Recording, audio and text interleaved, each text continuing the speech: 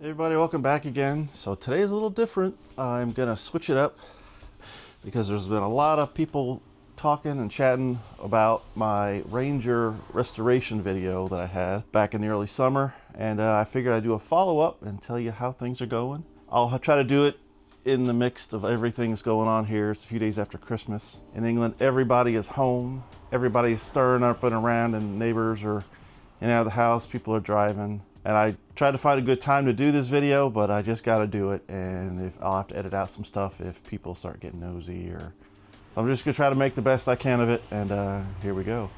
Yeah.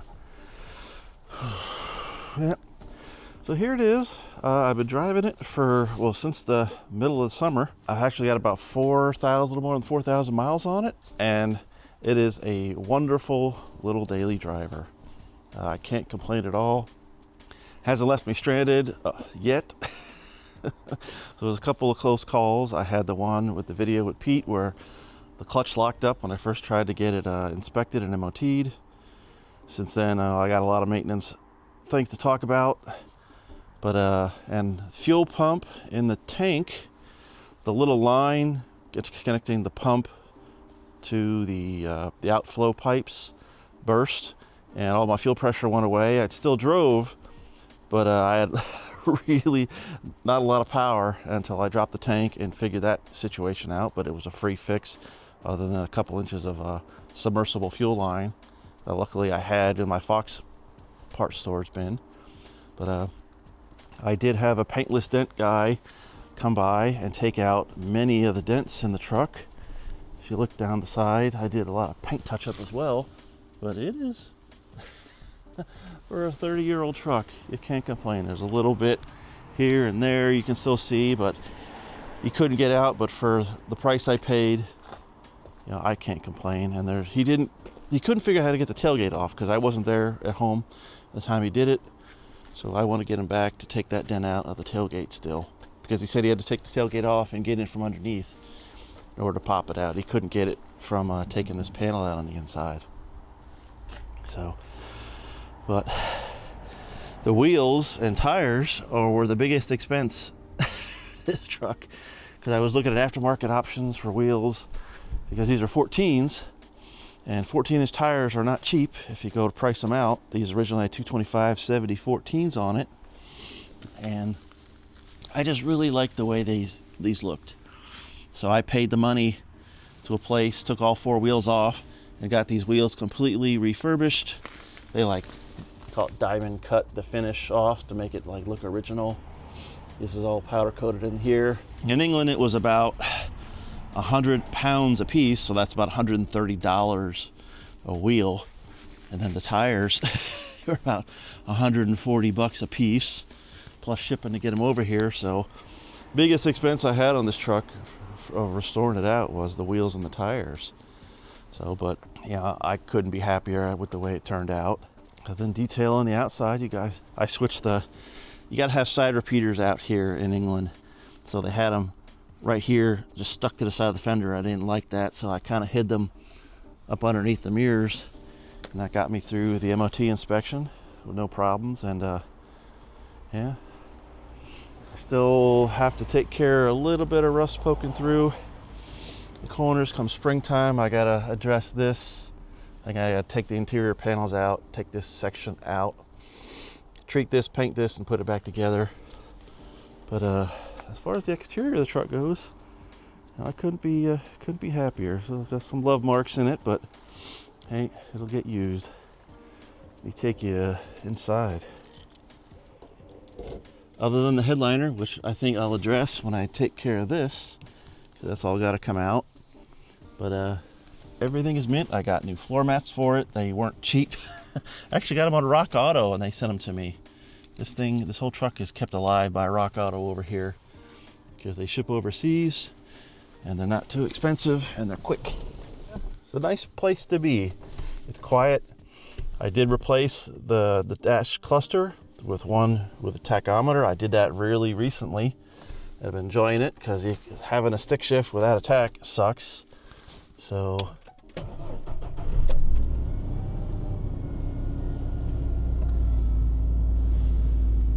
come the life. The street corner. Oh, it's muted it. That's still the original mileage.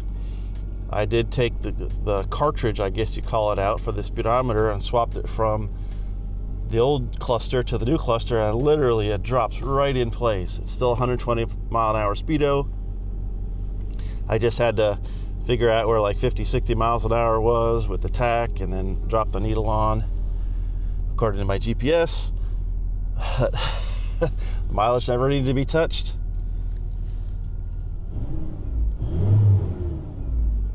So I'll let this warm up for a minute, and I'm gonna take you under the hood and show you up a little bit, a lot of what's been going on under there, because that's where most of my time has been spent fixing this thing back up.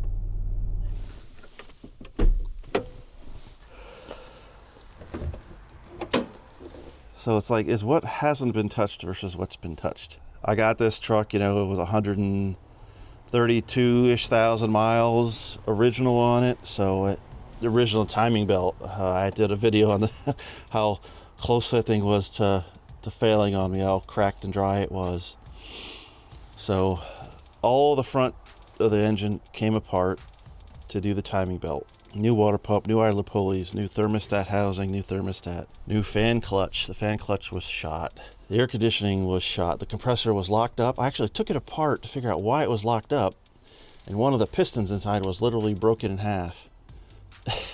Everything else looked perfect. I don't know why it failed or when it failed or how long ago it failed, but new air conditioner, new lines that run through the condenser, new accumulator, new coolant tank, new washer pump, because this thing looked like they filled it with water. It was full of mold and nastiness. The pump was locked up because it was probably frozen from the water and broke it. All new radiator hoses, new spark plug wires, new plugs, 8 plugs in this head, new PCV valve. A couple oil changes because the oil was kind of nasty. New valve cover gasket because it was leaking. Transmission was out to do the clutch and all the slave and the master cylinder. Multiple fluid changes in the transmission because of how black it was when it was original. I still haven't touched the rear end to see how that's been doing. But yeah, new battery. Had to get a hold down for it. Power steering is going to get a mod next because it's just got the Ford groan, and I'm going to try to replace it with one of those GM style ones. Going to have some bracketry going to it and hopefully eliminate that noise. Yeah, new belt. New coolant temperature sensor, new crankshaft position sensor, because they both broke as I was removing everything. New filters, new fuel filter, air filter. I even started to write everything down. Yeah, I needed a piece for to make a little note, but starter solenoid, timing belt and idler pulleys, compressor freon for the AC swap and fixed. Multiple oil changes, coolant flushes, wiper blades. Cover gas. 4 shocks. All the filters. And then I went into the brakes. All new brake hoses, 3 new ones. I had to remake the rear brake line, the metal line across the axle because that was all rotted out, as well as some others in there. New front wheel bearings and seals, new front rotors, new front calipers, new front pads, sensors, little pad to hang the rearview mirror from, the front brake pads, clutch kit, a new flywheel, U-joints for the drive shaft, and the center support bearing was shot, and the dent repair guy. So all in all, what I figure I got into this truck so far, including the purchase price, is just over $5,000 US. So, so bringing it around to being able to drive it daily again, you're not just going to rescue it and think you're just going to go down the street all happy and go lucky. So it takes a little bit to get it going and keep it going. But let's just take it for a little drive around the block and I'll just show you. All right, garage door closing. Here we get out on the road for a cold, dreary day. Seeing what's going on in the world.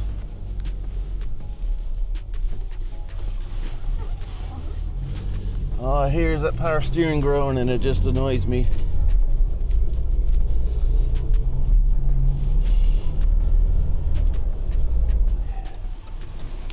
Welcome to England. Traffic, traffic, traffic, traffic, traffic.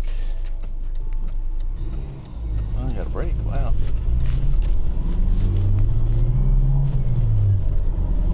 And this thing is not going to set any speed records being a 4-cylinder.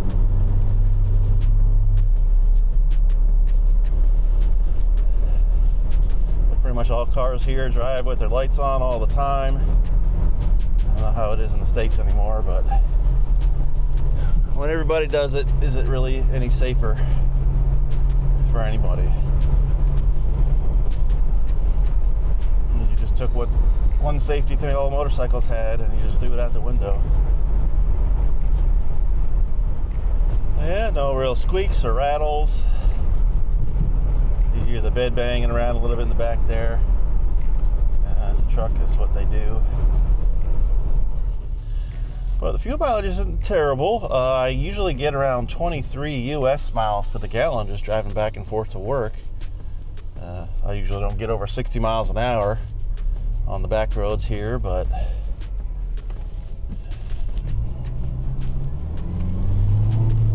starting and stopping in roundabouts, and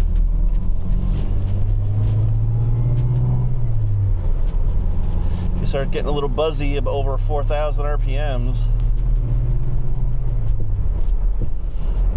I'm kind of glad I have this truck versus driving the 2012 GT over here, because these roads are just punishing. And there's a lot of cars that drive around here, and every time they go for their annual inspection, they have broken springs and worn out bushings and things like that. And having the robustness of a truck is just really nice sometimes. So she's got chasing after the cops.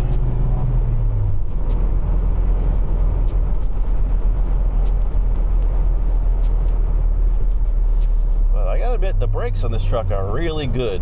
I mean, they're all pretty much new. They didn't really do anything to the rear brakes other than fix the spring kits, because the springs and the self-adjuster on the driver's side was broken when I got it. But parking brake works phenomenally. Cables aren't locked up. But well, the front brake's brand new, and I got good new brake pads on them. You know, for, I guess you're not hauling a load if it's just empty. It stops really, really well. Especially for I think that it's only got rear wheel ABS on the truck as well. So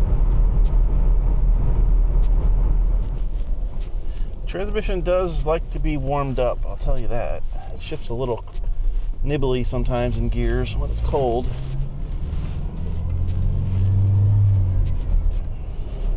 Take you up through the historic section of town here, see if I can get lost.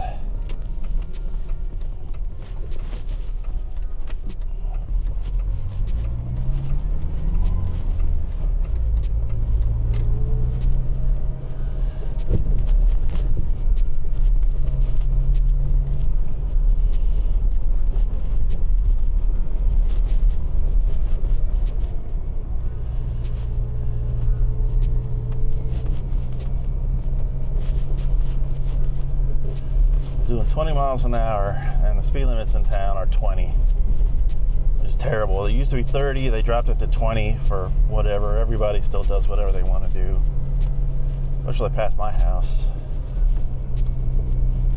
There's some room.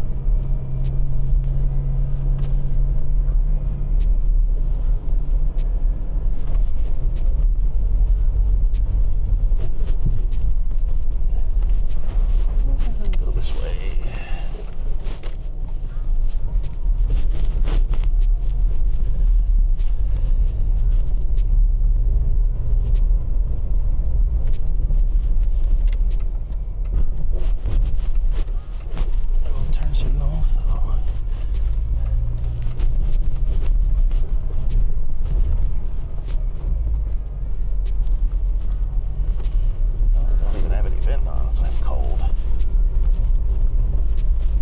This thing heats up fast. It is probably the fastest warming up vehicle I've ever had.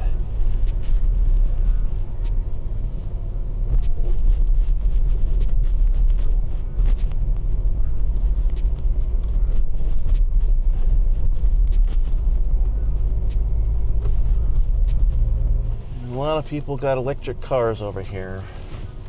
Because it's not like the States where there's big wide open spaces. I mean, you can kind of get away with it more here. It's a smaller country. People don't drive very far. Plus, with the price of fuel, I think they're getting away with something. But England's going to start cracking down here on how they tax electric vehicles. And their free ride is about to come to an end. But man, this is England. Little streets, everybody parking on the roads because there's very little off-street parking. That's what they call it. So park in front of your house is a big deal.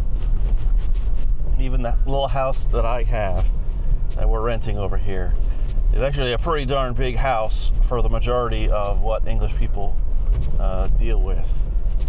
So I mean, the middle class here is definitely lower than the middle class in America with what they have, you know, as far as space and luxuries and amenities and things like that, or what their money gets them. They don't have any traffic coming this way. Usually you're ducking and waiting for the oncoming traffic to come the other way. And just a little loop. Back to the house.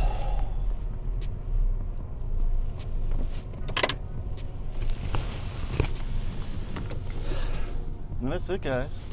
Yeah. Even the cruise control buttons work. These light up. I didn't even realize that until one evening I had it going. And yeah, I'm enjoying my little truck. They sure don't make them like this anymore, and I'm kind of sad about it. But well, but here you go. There's a little update for you on the Rescue Ranger, and I'm gonna keep running it, keep fixing up a little bit more as time goes on. But we'll stick around and I'll see what I get up to next. Take care, guys, and bye-bye.